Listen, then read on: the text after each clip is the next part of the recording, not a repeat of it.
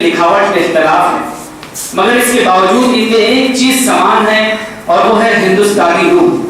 Constitution of India में जितनी भी जबानें रजिस्टर्ड हैं उसमें एक उर्दू भी शामिल है। आइए इसी जबान का एक लोकगीत मुलाहिजा फरमाएं जिसे पेश कर रहे हैं रफीक फकी बॉयज के तलबा और RF20 के अरकान। इस गीत को तैयार किया है रफीक फकी बॉयज हाई स्कूल के मौलिक वसीम अख्तर ने। गीत के बोल हैं आओ पेड़ लगाएं, जो माहौलियात पर मुबनी है, और इस गीत को तहरीर किया है खानजादा सबीउल वरा ने। तो दीजिए पेश है आज के इस मजलिस का एक पहला गीत आओ पेड़ लगाएं, उर्दू लोकगीत।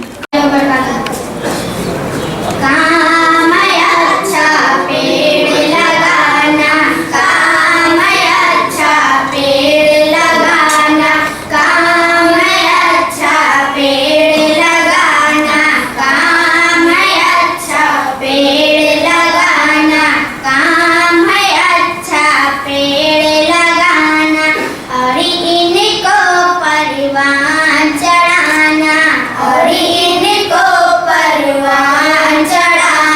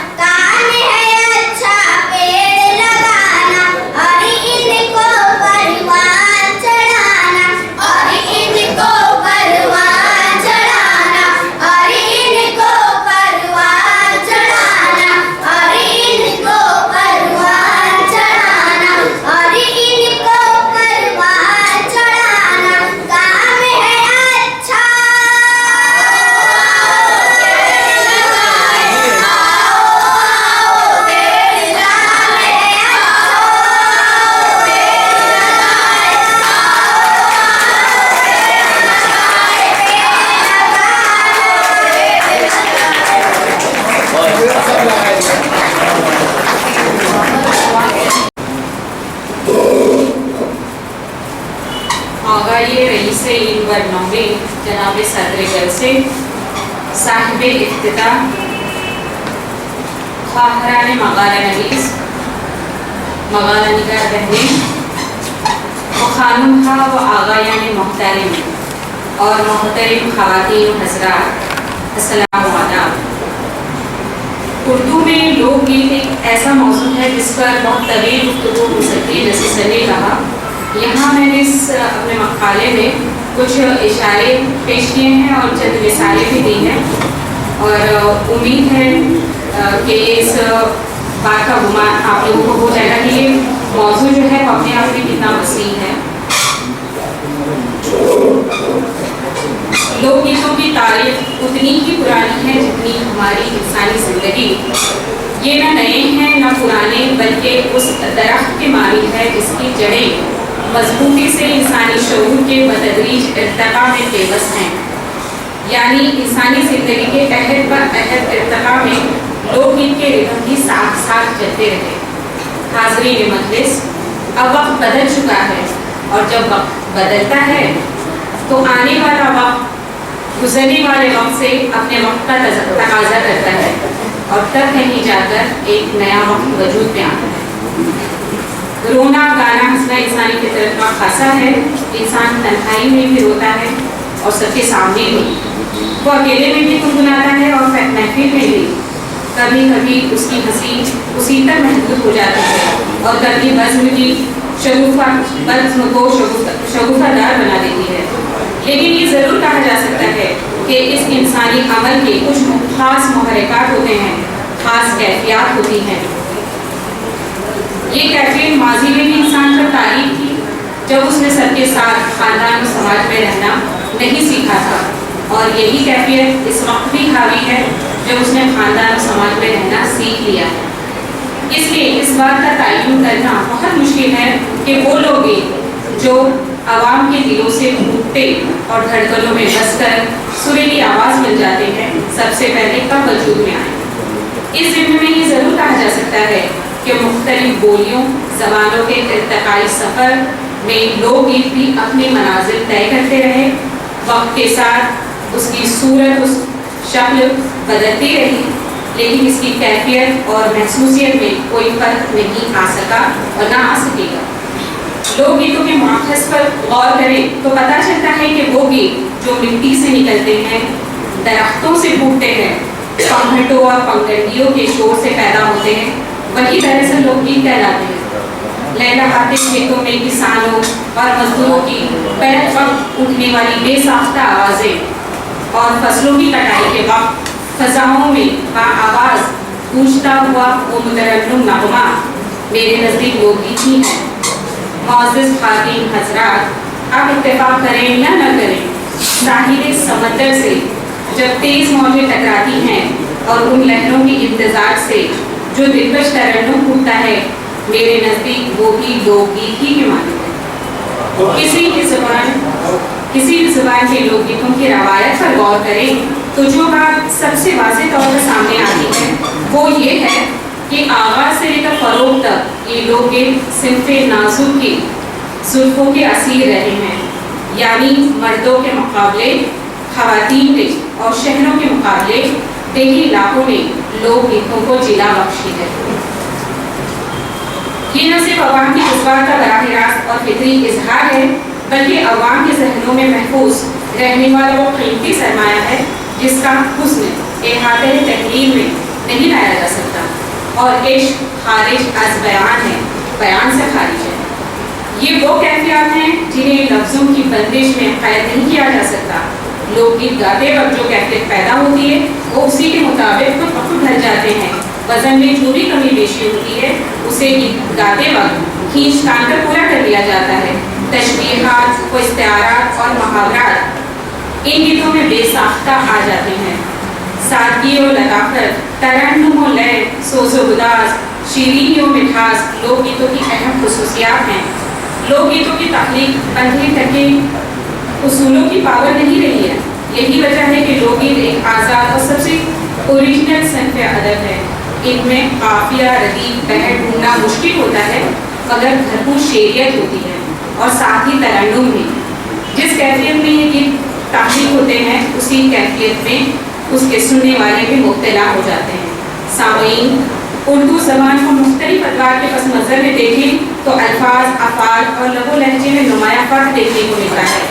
इलाक़ाई और मकामी बोलियों ने भी ज़बान पर गहरे असरात मुरतब किए और ख़ास तौर पर लोकगीत मकामी ज़बानों और बोलियों से बहुत करीब नज़र आते हैं। रियासतों, शहरों और इलाकों की ज़बानों ने लोकगीतों में रस घोलने का काम किया है। बिलखुसूस दक्कनी, पंजाबी, खड़ी बोली, राजस्थानी, यूपी और दिल्ली की ज़बानों ने लोकगीतों को सजाया और संवारा। नतीजतन हम ये कह सकते हैं कि हर इलाके की ज़बान अपनी एक अलग इंफरादियत रखती है। ख़ास लबो लहजे की खूबसूरत फौसेल क़ज़ा हर इलाके की पहचान होती है और लोकगीतों ने इस पहचान में अपने आप को पूरी तरह शामिल करके अपनी मकबूलियत और अहमियत बरकरार रखी है। उर्दू वालों ने खड़ी बोली के अलावा मकामी बोलियों और बोलचाल की ज़बान में भी गीत लिखे हैं। दरवेशों, सूफ़ी और संतों ने भी लोकगीतों को फ़रोग़ देने में नुमायाँ किरदार अदा किया। हज़रत अमीर खुसरो, खादिम और अज़मतुल्लाह खां वगैरह इस ज़िम्न में अहम नाम हैं। और जहाँ तक उर्दू लोकगीतों में अल्फाज का ताल्लुक़ है तो बदरिया, गगरिया, नींदिया, सवरिया, सजनवा, नदिया वगैरह इनके मकबूल अल्फाज हैं। चूँकि रूहानी वाबस्तगी के पास सूफी संतों की ज़बान मोहब्बत की ज़बान थी और मुश्तरका तहज़ीब और सक़ाफ़त की ज़बान थी, इसलिए ये ज़बान लोगों से हम आहंग होकर और भी दो आतिशा हो गई। तू ही मेरा रब्बे करीम, तू ही मेरा पाक इलाही, बड़े संभाले काम, खुदा तेरी बड़ी खुदाई, कोई कहे रहीम तुझे, कोई पुकारे राम। रब तुझे से लगा मेरा ध्यान, तू है करीम, तू सुभान, तू रहमान। सुमेरु माता सरस्वती जिसने बख्शा ज्ञान, अल्लाह तेरी बड़ी खुदाई, तू सुभान, तू रहमान। सूफी संतों के पैगाम में मोहब्बत ने मुल्क में मसावत, रवादारी और यकजहती के जज्बों को भी परवान चढ़ाया। इसलिए हम कह सकते हैं कि लोकगीत दरअसल हमारा सकाफती और कौमी सरमाया है। हिंदू और मुसलमानों के इश्तराक से बनी वो कौमी मिल्कियत है जिसको नाज है। और आप इजाज़त दें तो लोकगीत को मैं कौमी गीतों के ज़मरे में शामिल करना चाहूँगी। हुब्बुल वतनी और कौम परस्ती के जज्बात भी लोकगीतों के ज़रिए आम होकर आवाम तक पहुँचे हैं। बाज़ गीत तो मुश्तरका तहज़ीब की अलामत और कौमी इत्तेहाद का एसेंस बन गए हैं। मिसाल के तौर पर ये भी दिया जा सकता है, अरे चमकी मंदिरवा में चांद, मस्जिद में बंसी बजे, मिले रहो हिंदू मुसलमान, छोड़ो सारे रगड़े झगड़े। मौज़िज़ सामीन, लोकगीत कौमी यकजहती, वतन दोस्ती से इबारत हैं और बिला तफरीक मज़हब व मिल्लत, रंग व नस्ल कर गाए जाते हैं। ये ना तो किसी मखसूस तबके के लिए हैं और ना किसी मखसूस कौम का असासा है। एक शेर मुलाहिज़ा फरमाएं, सबसे मधुर बोली वही, सबसे सरल भाषा वही, सबसे मधुर बोली वही, सबसे सरल भाषा वही, बोले जो नैना बावरे, समझे जो सैया सावरे। इस शेर की मज़दाक़ लोकगीतों पर किसी खास ज़बानी मजहब की जारादारी नहीं है। इन गीतों में सिर्फ और सिर्फ जज्बात का इजहार होता है और जज्बात को लफ्ज़ियात और असलूब की ज़रूरत हाल की पेश आती है। हत्ता के क़ुव्वते गोयाई से महरूम आदमी भी अपने जज्बात का इजहार कर सकता है और क़ुव्वते समाज से महरूम आदमी भी दिल की आवाज़ सुन सकता है। लोकगीत गाते वक्त हिंदी, उर्दू, फारसी और किसी भी ज़बान का सवाल ही पैदा नहीं होता, बल्कि जो लफ्ज़ ज़्यादा भरपूर अंदाज में एहसास की तर्जुमानी करता मालूम होता है उसे बरूए कार लाया जाता है। मुसलमान मर्द और ख़वातीन रुस्तम व अफरासियाब की दास्तानों की बजाय कन्हैया लाल की जय बोलते हैं और हो रामा हो मोरे राम जैसे टेक लगाते हैं गीत गाते वक्त। उर्दू लोकगीत के गीतों के मौज़ूआत में नुदरत भी है और वुसअत भी। फ़नी खूबियों के साथ साथ ये गीत तहज़ीबी अहमियत भी रखते हैं और किसी भी फ़न और सिन की तहज़ीबी और सकाफ़ती अहमियत हर ज़माने में मानी रखती है। माशी, सियासी और माशरती मसाइल को समेट कर आने वाली नस्लों तक पहुँचाने का काम जिस फनकारी और खूबी से लोकगीतों या लोकगीत साजों ने किया है वो भी अपने आप में काबिल सताइश है। ये गीत सुनिए जिसमें आज़ादी से पहले के मौशी हालात की तरफ इशारा किया गया है اس میں ایک کسان کی لڑکی جو کہ اپنے سسرال میں ہے اور شوہر اس کا پردیس میں ہے، اپنے گھر بھائی کے آ جانے پر کس طرح اپنی پڑوسن سے اپنی تنگی اور معاشی بدکاری کا رونا روتی ہے۔ بہنی موری بہنی بہن بھیا آئے رے، کائی کھیاؤ کائی پیاؤ موری بہنی رے، سبئی مٹی کھالی رے، دی دو ارد کی دال اور چاول رے۔ عوامی زندگی کے جن گوشوں تک بعض اوقات ہمارے شاعروں کا تصور بھی نہیں جاتا، وہاں لوک گیتوں کے ذریعے پوری جزیات نگاری کے ساتھ ہماری رسائی ہو جاتی ہے۔ انسانی زندگی کے مختلف پہلوؤں پر غور کریں اور مدارج کو دیکھیں تو اندازہ ہوتا ہے کہ پیدائش سے لے کر موت تک کا ہر واقعہ مکمل جزیات کے ساتھ لوک گیتوں میں سمویا ہوا ہے۔ جہاں تک معاشرتی مسائل کی بات ہے، عورتوں کی زبان میں عورتوں کے لیے عورتوں کا دکھ پوری سچائی کے ساتھ لوک گیتوں میں پیش کیا گیا ہے۔ بھرے پورے خاندان کی مختلف شوخیوں، گھروں میں ہونے والی نوک جھوک، رشتوں میں ہونے والی اتھل پتھل، غرض کے زندگی کے تمام چھوٹے چھوٹے پہلوؤں کا احاطہ ہمیں لوک گیتوں میں ملتا ہے۔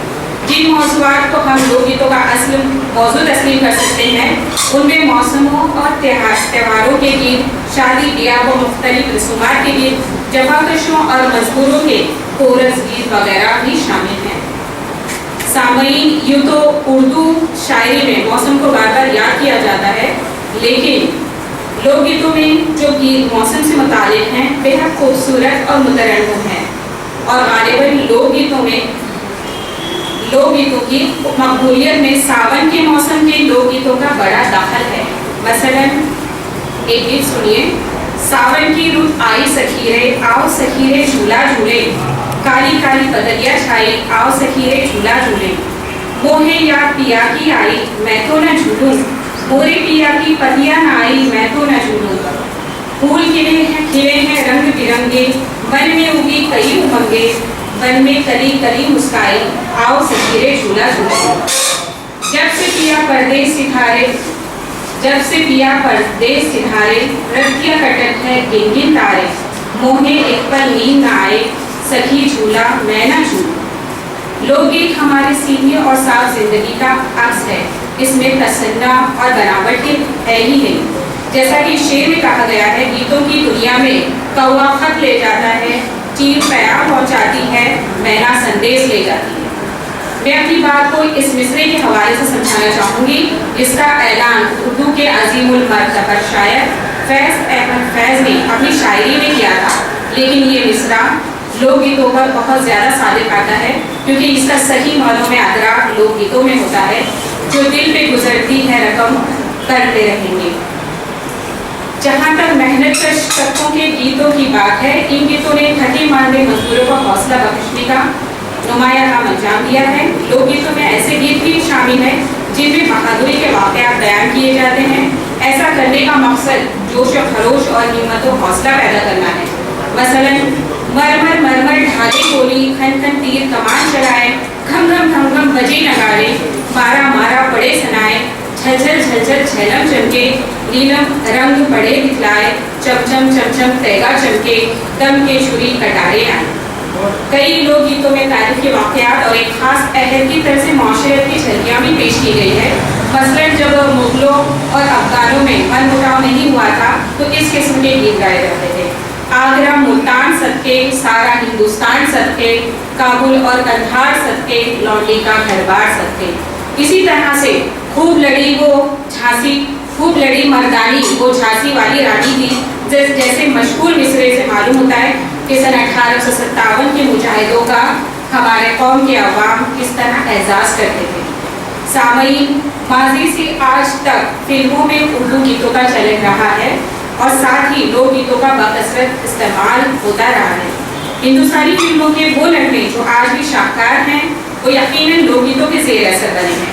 فلمی گیتوں میں مٹھاس اور چاشنی کی شمولیت دراصل اردو لوک گیتوں کی سبق ہی ہے، جس کی کئی مثالیں دی جا سکتی ہیں، اور میرے خیال سے یہ مثالیں ایک الگ موضوع کا مطالبہ کرتی ہیں۔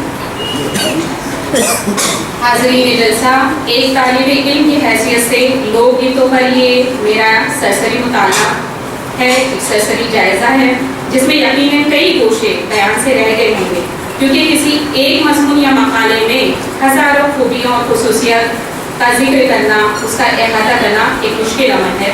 लेकिन मैंने कोशिश की है कि लोकगीतों की अहमियत और अफादियत की कुछ हद तक तजदीद नौ की जाए या उसकी बाजियाब हो जाए। उम्मीद है कि आने वाले ज़माने में उर्दू लोकगीत अपनी बका का खुद ही सामान पैदा करेंगे। मुतशक्किरन खाली ममनूनन शुक्रिया। बहुत बहुत शुक्रिया। आप ही मोहतरमा डॉक्टर सकीना खान साहिबा जो उर्दू लोक गीतों पर अपना तहरीर करदा मकाला पेश कर रही थी। हम आगे बढ़ते हैं। महाराष्ट्र का मगरबी खित्ता जिसे हम कोकण के नाम से जानते हैं, कोकण की सरजमीन कई खुसूसियात की हामिल है। खूबसूरत साहिल, दिलकश कुदरती मनाजिर और यहाँ का कल्चर। इस कल्चर में लोक गीतों को खास अहमियत दी जाती है। इन गीतों को खास वक्ती जज्बात और एहसासात की कलमरों में बहने वाले चश्मों से ताबीर करें जो अपनी रवानी के आप मालिक होते हैं। यह तबीयत की आज़ाद रवी और मिजाज की बेसाख्तगी के परचमों से तशबीह दें जो अपनी आन बान और शान से लहराते हैं, मगर फिर भी फिक्र और ख्याल के इन मुरक्कों में अवामी जिंदगी, तर्ज मुआशरत और समाजी शऊर के गहरे फीके कच्चे पक्के रंग जरूर नजर आते हैं। इन गीतों में गजल की मौसीकी भी पाई जाती है और ये मौसीकी ही इनकी एक बड़ी शिनाख्त है। आइए लुत्फ अंदोज होते हैं कोकणी लोक गीतों के इतिहास से। मैं मोमिन गर्ल्स हाई स्कूल की हेड मिस्ट्रेस मोहतरमा जवेरिया काजी साहिबा को इस शेर के साथ दावत सुखन दे रहा हूँ कि तारों की रानाइयों का मंजर कैद करती हूँ, कभी शब के अंधेरे का मुकद्दर कैद करती हूँ। मैं मुअल्लिम हूँ, खुदा ने मुझे वो अदा दी है, मैं कागज की लकीरों में समंदर कैद करती हूँ। तशरीफ लाए मोहतरमा जवेरिया काजी साहिबा।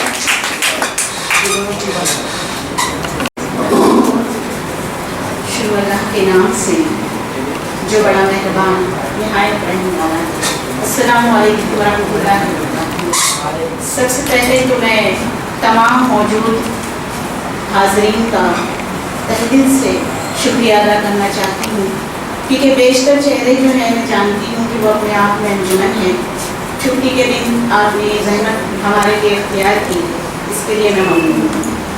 इस अर्ज के साथ अपनी गुफ्तगू का आगाज़ कर रही हूँ कि फ़कीरों का जमघट घड़ी दो घड़ी, फ़कीरों का जमघट घड़ी दो घड़ी, जबी ने तेरी आस्ताने तेरी। एक छोटी सी बात किसी ने सुनी होगी तो भी दोबारा सुनने में हर्ज नहीं है कि कुछ लोग चाय में दूध को मिलाते हैं और कुछ लोग दूध में चाय को मिलाते हैं। मेरे नज़दीक पहले वाले बेहतर हैं कि वो अंधेरे में उजाले खोलते हैं। बस इसी सोच के साथ थोड़ी देर को मेरे हमसफ़र हो जाएंगे।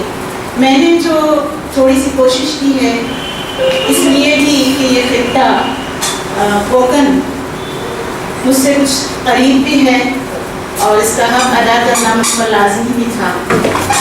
तो मैंने सिर्फ खित्ता तो केरल तक है और वक्त की तर्ज से तो आज बस कोई छूट नहीं पाया। तो कुछ इशारे हैं, कुछ बात जो मेरे दिल तक पहुंची है वो आपके समातों के हवाले है कि एक तो मैंने यहाँ पर रेफरेंस के तौर पर कुछ चीज़ें हैं बहुत मुख्तसर। नज़ीर फ़तेहपुरी की किताब है मलिक तासिर के हवाले से। कोकणी असहाब की निस्बत उन अरब ताजिरों के ख़ानदानों से है जो हिंदुस्तान के मगरबी साहिल पर कोकण नामी खित्ते में सुकूनत पसीर थे, या फिर उन मकामी बाशिंदों से है जो मुशर्रफ पर इस्लाम हुए थे। उनकी अपनी कोई ज़बान नहीं थी। उनके इजहार ख्याल का ज़रिया मराठी की बिगड़ी हुई शक्ल की एक बोली थी।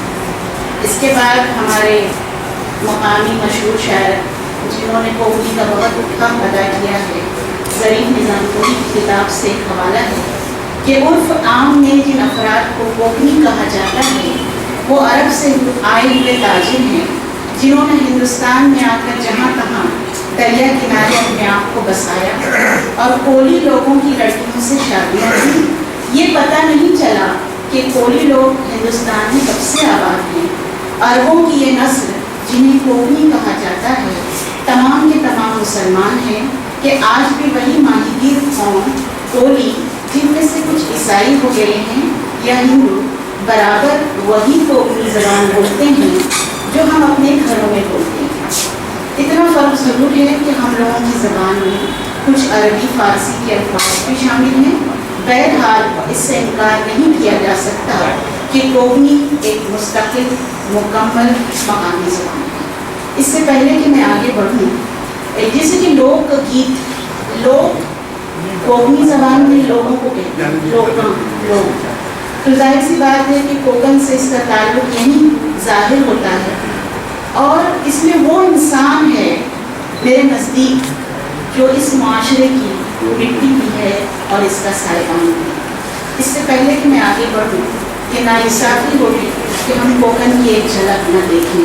مختصر سا ایک تعارف کوکن کا، تاکہ آپ کو بات پھر اور لطف اندوز محسوس ہو، جو کہ لوگ گیت کا خاصا ہے.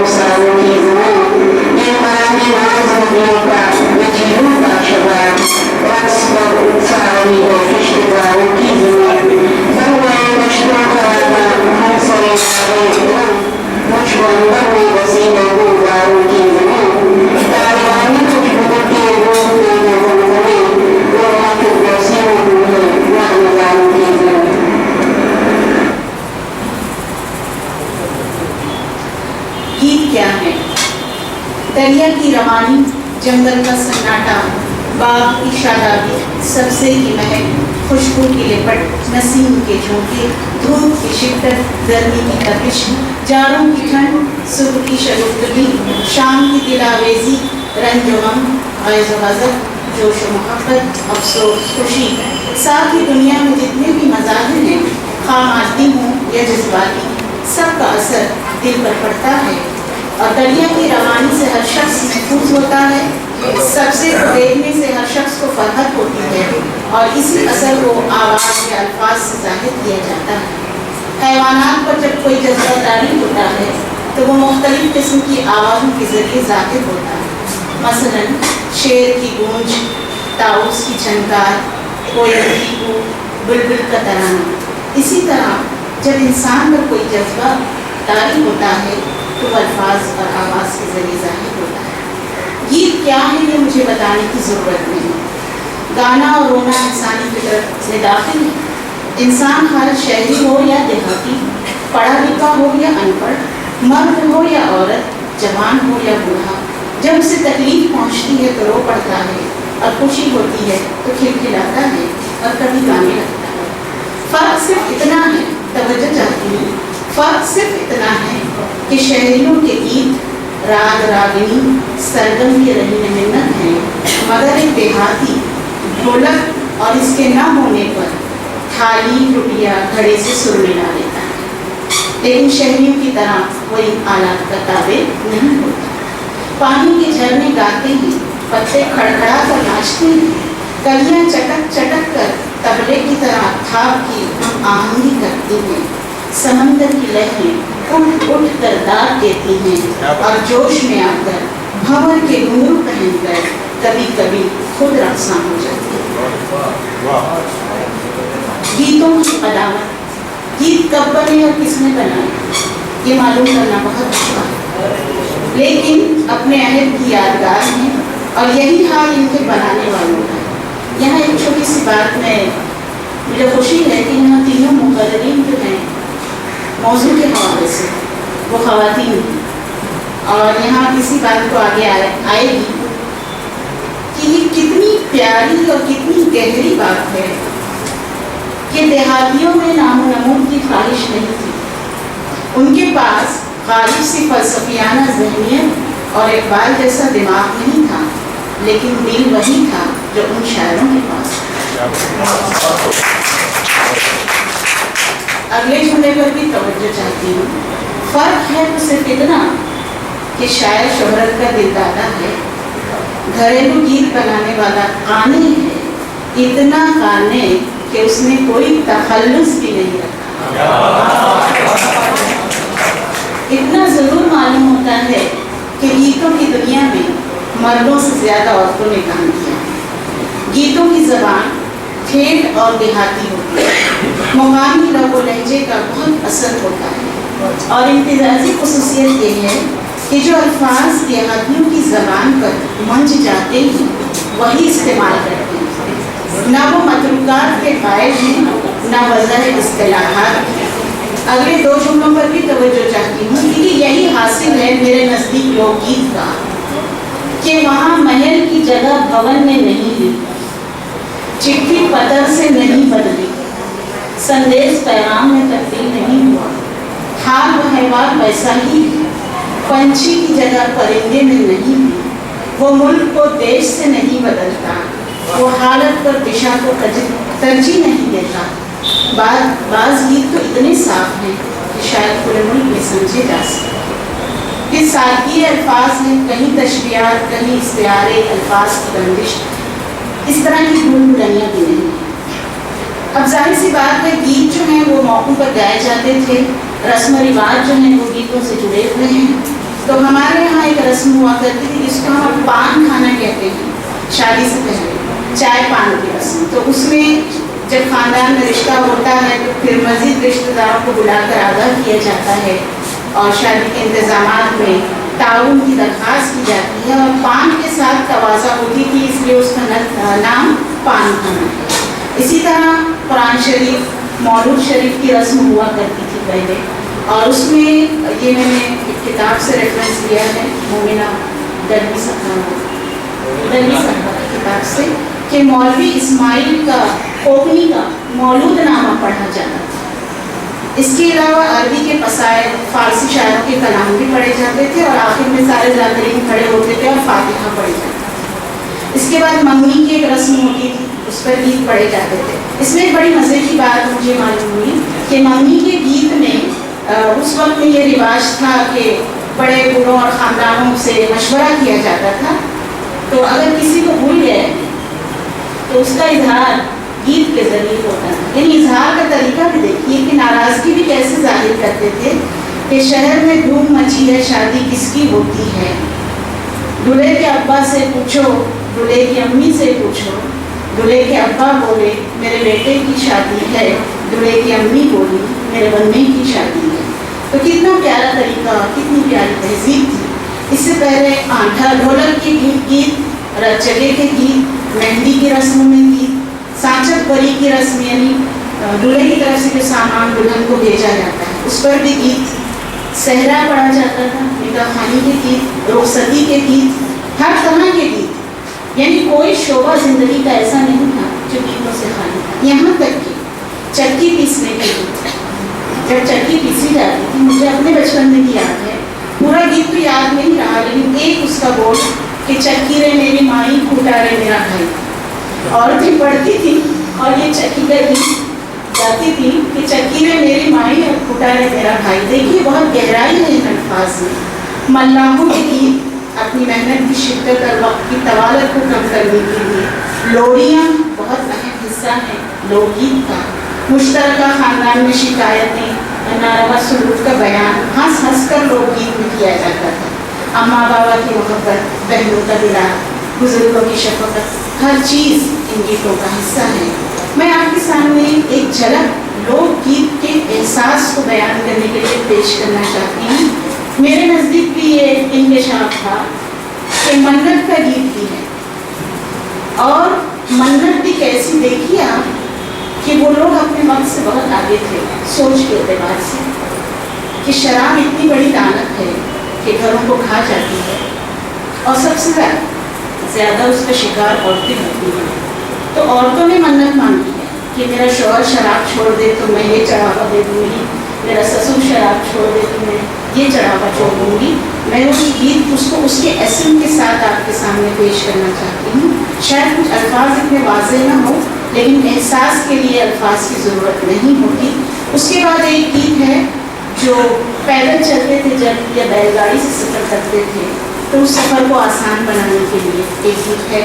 اس کے بعد ایک بڑا ہی پیارا گیت ہے جو نئی نویلی دلہن سسرال سے واپس آتی ہے اور اماں بابا سے کیا کہتی ہے سسرال کے بارے میں. بہت پیارا گیت ہے, بڑی گہرائی ہے اس میں.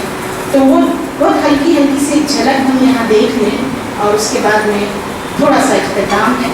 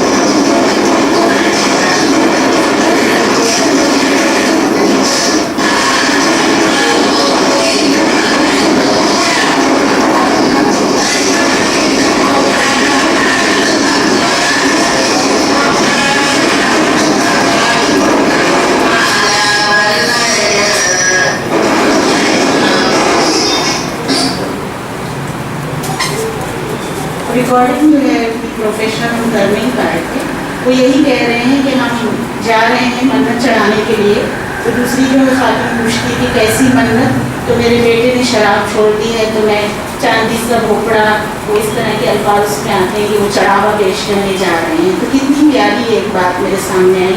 دوسرا میں تھوڑا وقت کی کمی ہے تو ہم اختتام کر ہی آئیں گے انشاءاللہ. میں صرف زبانی بتا دوں آپ کو کہ چلتے وقت گیت پڑھتے ہیں, سوڑ تجھے سوچلے سگڑے جاؤں پوچھلے, اس طرح کا ایک گانا ہے. چل پٹافٹ پائے پٹافٹ اچل, اس طرح کا ایک گیت ہے.